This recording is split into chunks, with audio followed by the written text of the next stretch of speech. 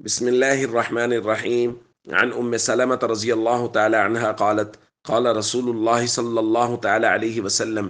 ما من مسلم تصيبه مصيبة فيقول ما أمره الله: إنا لله وإنا إليه راجعون، اللهم أجرني في مصيبتي وأخلف لي خيرا منها إلا أخلف الله له خيرا منها. رواہ مسلم۔ نبی کریم صلی اللہ علیہ وسلم نے ارشاد فرمایا، کسی بھی مسلمان کو جب کوئی مصیبت پہنچے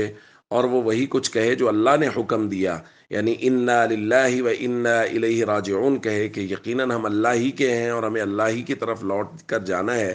اور ساتھ میں یہ دعا پڑھے: اللہم اجرنی فی مصیبتی، اے اللہ میری مصیبت میں مجھے بہترین اجر عطا فرما، واخلف لی خیرا منہا، اور اس سے بہتر مجھے بدل عطا فرما، تو اللہ تعالیٰ اس سے بہترین بدل اس کو عطا فرماتا ہے۔ دوستو، مسنون دعاؤں کی وجہ سے اللہ تعالیٰ بہت برکات نصیب فرماتے ہیں، اور نبی کریم صلی اللہ علیہ وسلم نے مصیبت، جب کوئی پریشانی آ جائے، مالی افرادی کسی بھی طرح کا کوئی نقصان ہو جائے، تو اس وقت کی یہ دعا حضور نے تلقین فرمائی ہے۔ سلمہ رضی اللہ تعالیٰ عنہا جو المومنین ہیں، انہوں نے اس روایت کو بیان کیا اور فرمانے لگیں کہ ابو سلمہ یعنی میرے شوہر وہ وفات پا گئے، اور یہ سب سے پہلے ہجرت کرنے والے لوگوں میں سے تھے۔ تو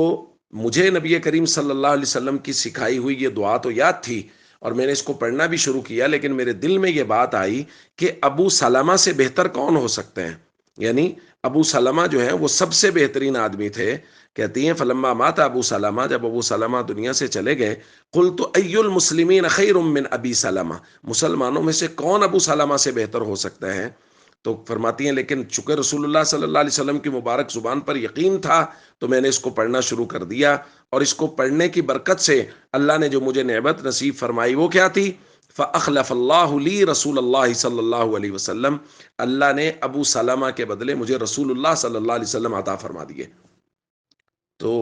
یہ صحابیہ کا جو بعد میں ام المومنین بنی، انہوں نے اپنا یقین بیان کیا کہ مجھے سمجھ تو نہیں آ رہی تھی کہ ابو سلمہ سے بہتر شوہر کون ہو سکتے ہیں، لیکن جب میں نے رسول اللہ صلی اللہ علیہ وسلم کی اس دعا پر پورے یقین کے ساتھ اس کو میں نے پڑھا، تو اللہ تعالیٰ نے رسول اللہ صلی اللہ علیہ وسلم ہی مجھے بطور بدل کے عطا فرما دیے۔ تو کسی بھی دعا کو، خاص طور پہ اس دعا کو پڑھتے ہوئے یقین کو کامل کرنا ہے کہ جب رسول اللہ صلی اللہ علیہ وسلم نے فرمایا ہے تو اس کا بدل بہترین مل کر ہی رہے گا۔